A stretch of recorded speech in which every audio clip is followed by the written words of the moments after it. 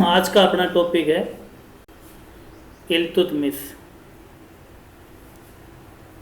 गुलाम वंश की स्थापना कुतुबुद्दीन ऐबक के द्वारा की गई, जो कि मोहम्मद गौरी का गुलाम अथवा दास था। ऐबक की मृत्यु के बाद तुर्की अमीर वर्ग सुल्तान के पद को लेकर दो दलों में विभाजित हो गया था। एक दल जिसका नेतृत्व आराम शाह कर रहा था और दूसरा दल जिसका नेतृत्व इल्तुतमिश के द्वारा किया जा रहा था। हसन निजामी और मिन्हाज उस सिराज ने आराम शाह और कुतुबुद्दीन ऐबक के मध्य कोई रिलेशन नहीं बताया। हालांकि तत्कालीन मध्यकालीन इतिहासकार इस्लामी ने अपनी पुस्तक फुतूह सलातीन में आराम शाह को कुतुबुद्दीन ऐबक का पुत्र बताया है। हालांकि इसके अलावा तत्कालीन समय के कोई साक्ष्य ऐसे प्राप्त नहीं हुए जिससे ये साबित हो कि आराम शाह है वो कुतुबुद्दीन ऐबक की जायज संतान था।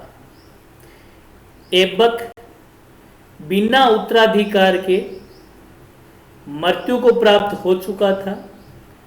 अब ये जो तुर्क और मुस्लिम साम्राज्य की नींव स्थापित की गई थी मोहम्मद गौरी और कुतुबुद्दीन ऐबक के द्वारा, अब इसको भारत में सुव्यवस्थित और स्थायित्व प्रदान करने की चुनौती अमीर वर्ग तुर्कों के सामने थे।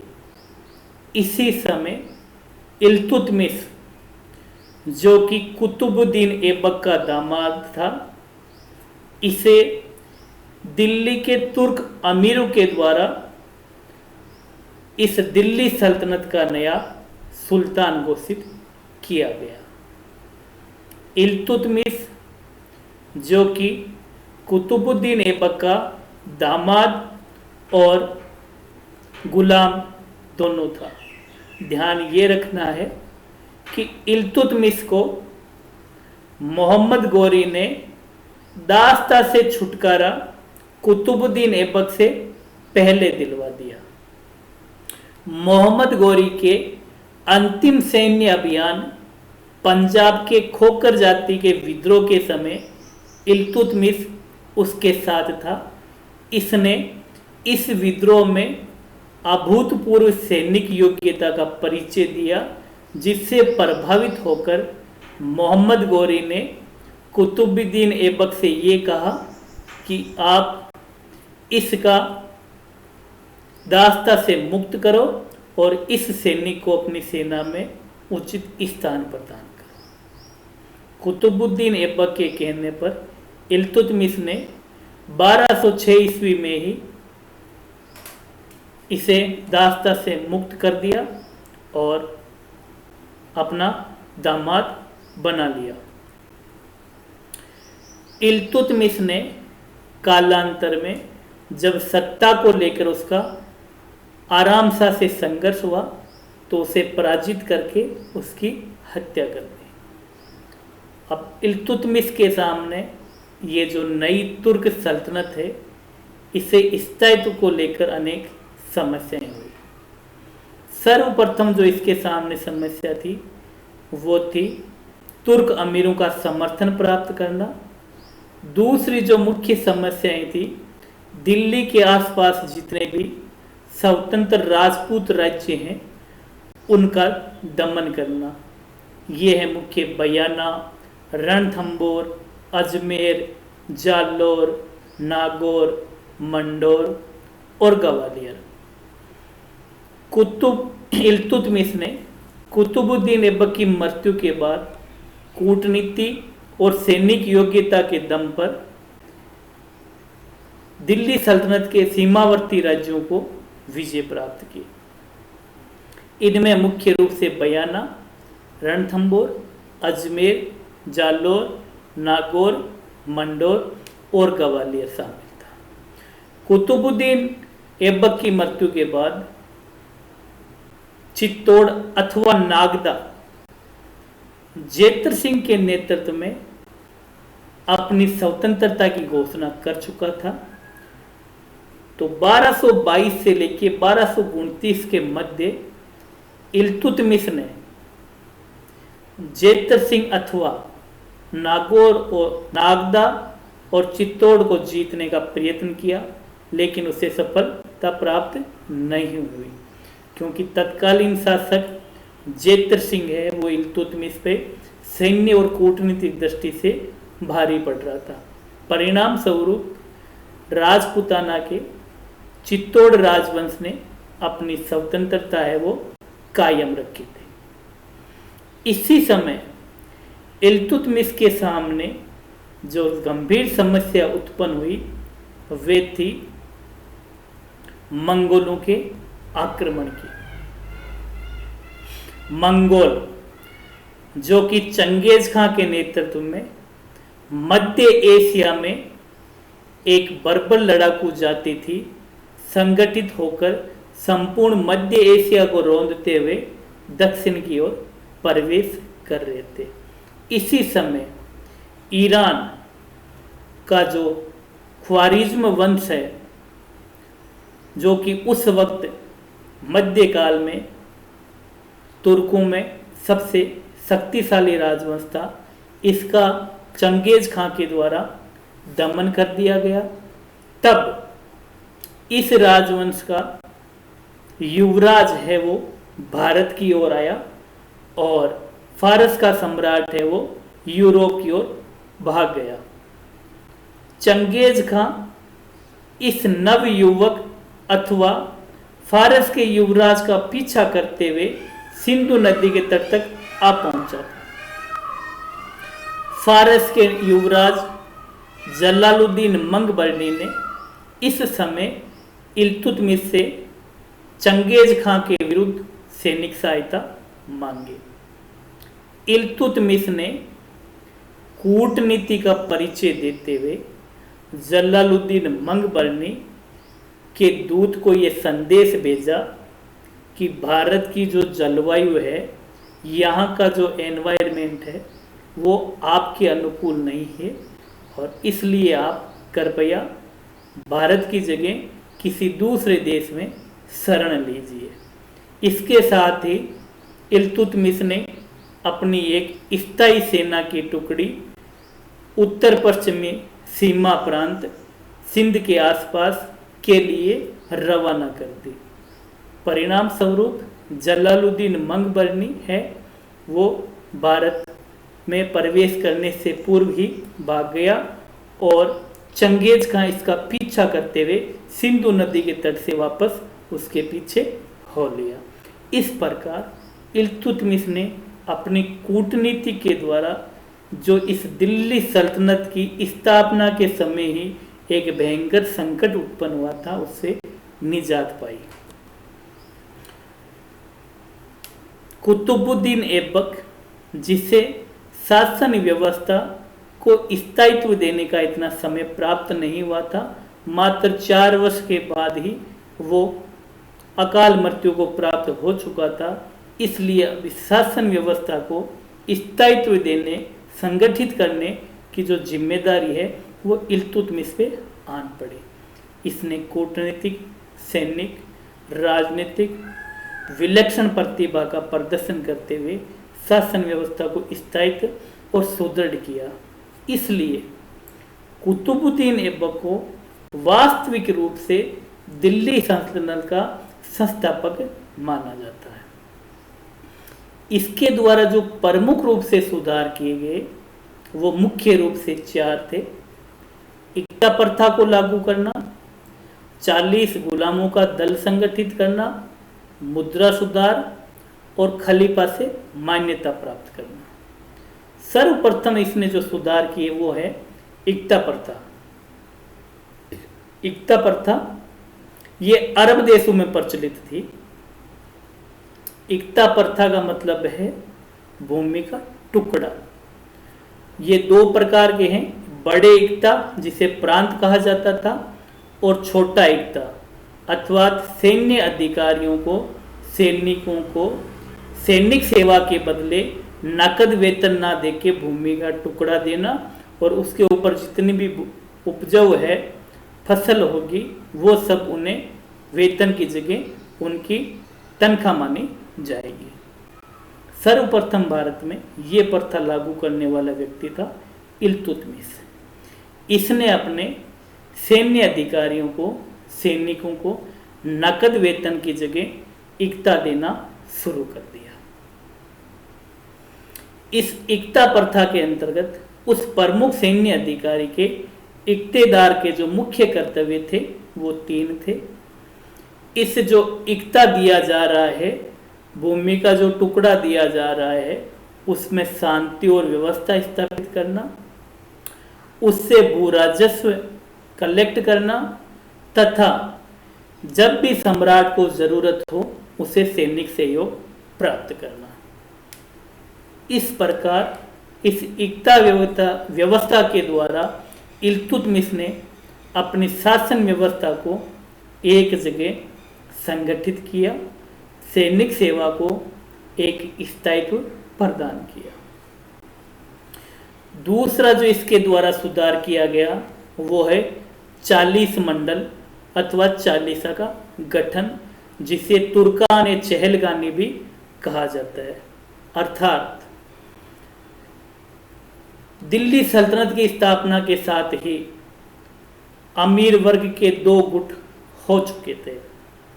इल्तुतमिश ने साम्राज्य के महत्वपूर्ण अधिकारियों की नियुक्ति के लिए अपने 40 विश्वास पात्रों का एक दल गठित किया और इसे साम्राज्य के महत्वपूर्ण पदों पर नियुक्त किया।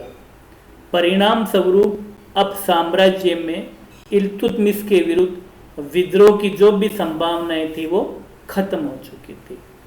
ये 40 जो चालीसा का मंडल है, ये सब के सब इल्तुतमिश के विश्वास पात्र व्यक्ति थे जो कि राजद्रोह, विश्वासघात को दमन के लिए ही नियुक्त किए गए थे।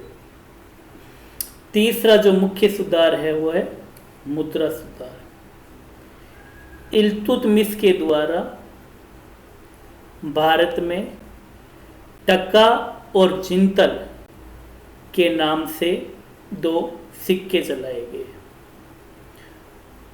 इस मुद्रा सुधार के महत्व को आप इस बात से ही समझ सकते हो कि संपूर्ण दिल्ली सल्तनत तक इल्तुतमिश के द्वारा ये जो मुद्रा सुधार, ये जो बैंकिंग प्रणाली लागू की गई थी वो संपूर्ण दिल्ली सल्तनत तक लागू रही। उसके बाद में अकबर और शेरशाह सूरी ने भी इसको फॉलो किया था। टका चांदी का और जितल तांबे का। इल्तुतमिश के द्वारा जो टका चलाया गया, चांदी का कोइन या सिक्का चलाया गया, उसका जो वजन है वो 175 ग्राम अथवा लगभग 1 तोले के बराबर होता था। और ये जो मानक और स्टैंडर्ड है शुद्धता का, इसे आने वाले समय में संपूर्ण मुगल राजवंश ने और ब्रिटिश राजवंश ने भी फॉलो किया था। इसलिए इल्तुतमिश को भारत में मुद्रा व्यवस्था का जनक कहा जाता है, स्पेशली मध्यकाल में। अगला जो इल्तुतमिश के द्वारा इस दिल्ली सल्तनत को व्यवस्थित और स्थायित्व करने के लिए जो महत्वपूर्ण काम किया गया वो है खलीफा से मान्यता प्राप्त करना। इल्तुतमिश के द्वारा सर्वप्रथम ईरान के जो खलीफा हैं, मुस्लिम का जो सर्वोच्च धर्मगुरु है, उससे अपनी सल्तनत को मान्यता दिलवाई।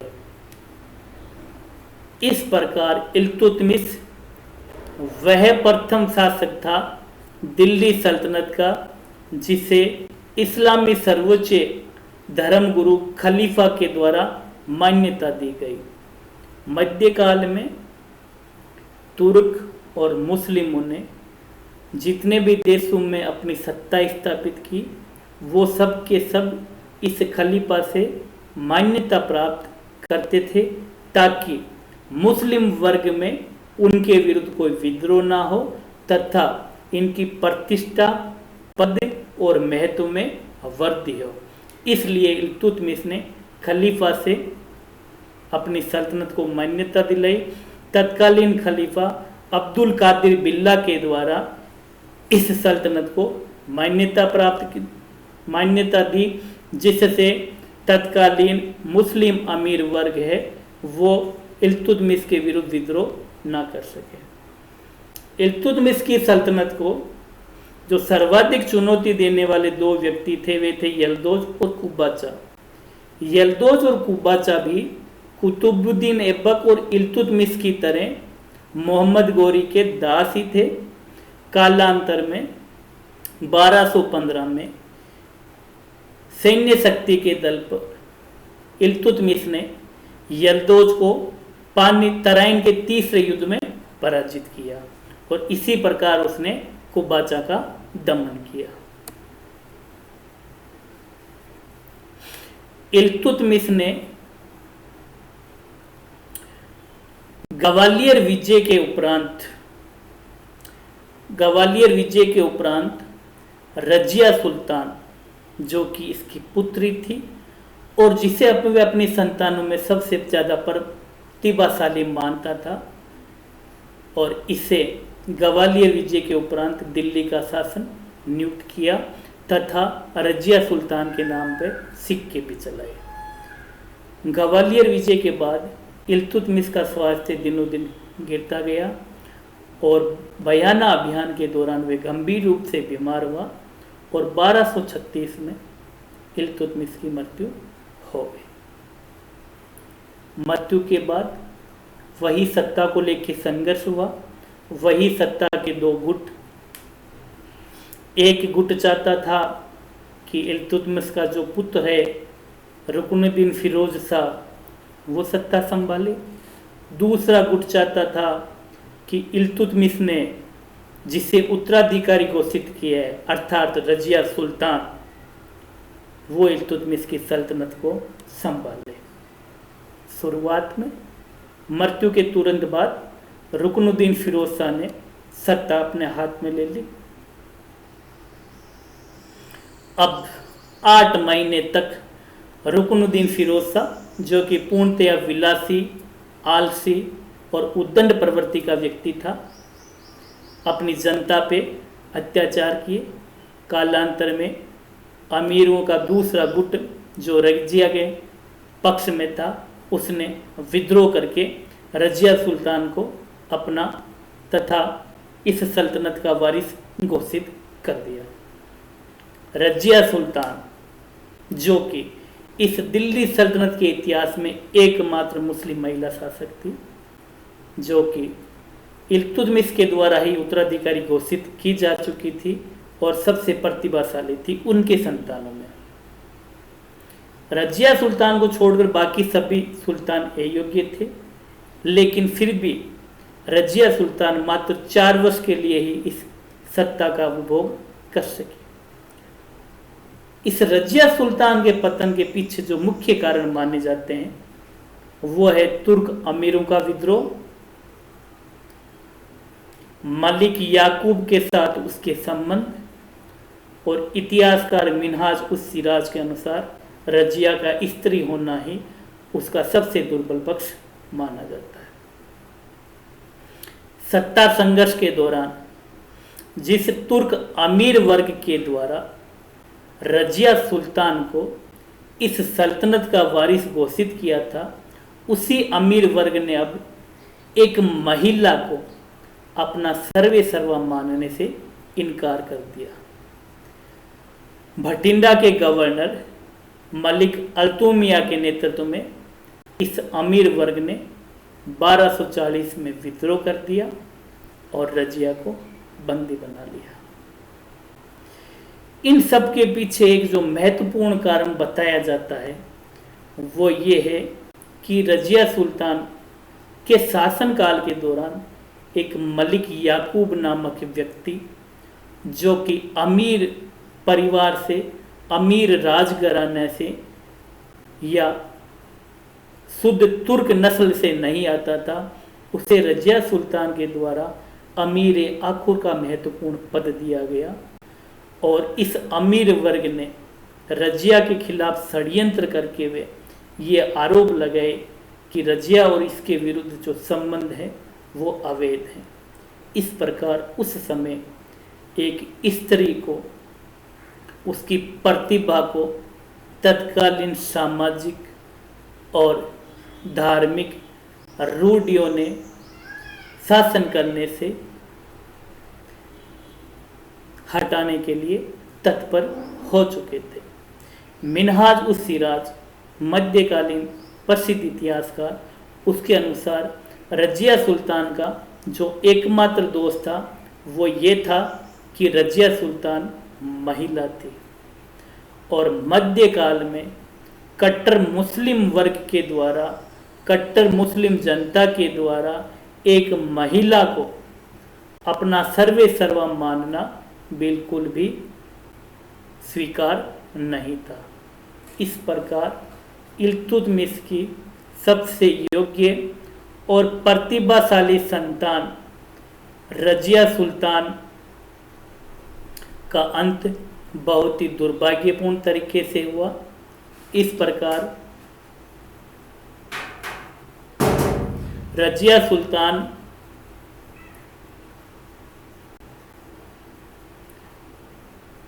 इल्तुतमिश की सबसे योग्य संतानों में से एक थी।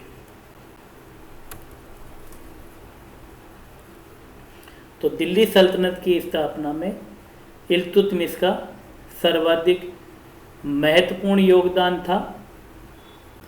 1211 से 1236 के दौरान इल्तुतमिश ने इस संपूर्ण सल्तनत को स्थायित्व देने के लिए राजनीतिक, सामाजिक, प्रशासनिक और आर्थिक क्षेत्र में अनेक सुधार किए, जिसके परिणाम स्वरूप मध्यकालीन इतिहास में दिल्ली सल्तनत की स्थापना में जो वास्तविक संस्थापक है उसे इल्तुतमिश को ही माना जाता है।